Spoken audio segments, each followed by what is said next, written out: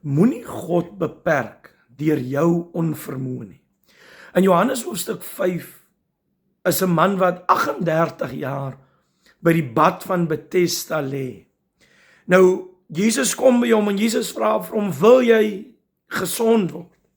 En onmiddellik maak hy sy onvermoë aan die Here bekend. Hy sê, Here, ek het niemand om my in die bad te help nie. Nou dit sê vir my, hierdie man het al vir mense gevra om hom te help, om hom in die bad te sit. Maar omdat niemand hom wou help nie en sy onvermoë hom laat moed opgee. Nou hier kom die seun van God, die lewende seun van God, kom by die bad van Bethesda. Hy vra vir hierdie man, wil jy gesond word?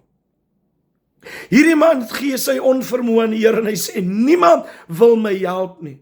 Jesus sê vir hom, ek het nie vir jou gevra wat jou onvermoë is nie. Ek het vir jou gevra, wil jy gesond word? Want sien jy, God spesialiseer om die onmoontlike moontlik te maak. En miskien is u soos hierdie man. Jy het al baie lank probeer, niks wou uitwerk. Die 38 jaar is 'n lang tyd. En jy kon jouself nie help nie. Nou gebruik jy jou onvermoë as 'n verskoning vir die Here om vir jou deur te kom. Ek wil vanmôre vir jou sê, die Here vra vir hierdie man, wil jy gesond word?